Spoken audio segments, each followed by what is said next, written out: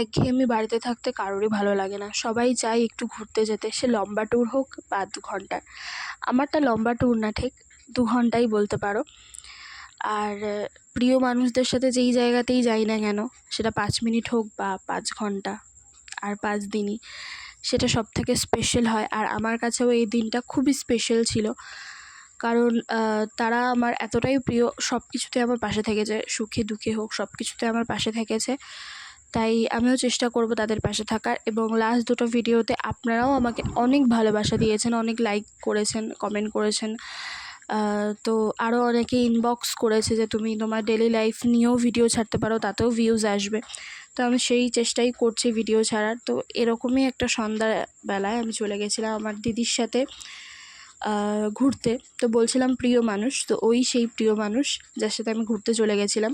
আমাকে নিয়ে গেছিলো নৈহাটি যেতেই পরে একটা ক্যাফে, খুব সুন্দর খেতে সেখানের চাটা। তো ও বললো এটা আমার খুব পছন্দের জায়গা, পরিবেশটাও মনোরম খুব, এবং খুব হাওয়া দিচ্ছিল তখন, মানে জাস্ট অসাম লাগছিল পরিবেশটা দেখতে।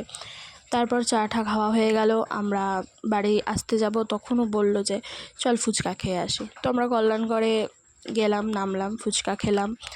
এবং ও বলল যে ও জল ফুচকা খাবে না, ও চাটনি ফুচকা খাবে। তো ওকে চাটনি ফুচকা দেওয়া হলো।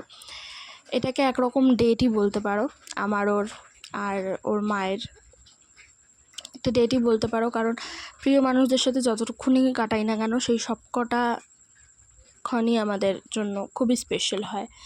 তো এখানেও ফুচকার ভিডিও করছিল, যেহেতু আমি খাচ্ছিলাম, আমি করতে পারছিলাম না। তো সে ওই ভিডিও ক্লিপগুলো নিচ্ছিল, যেহেতু ও ভিডিও করে, ওর পেজটাও ফলো করে দিও। তারপর আমরা গাড়িতে অনেক মজা করেছি, অনেক নেচেছি দেবের গানে। তো তারপর বাড়ি চলে আসলাম ক্লান্ত হয়ে।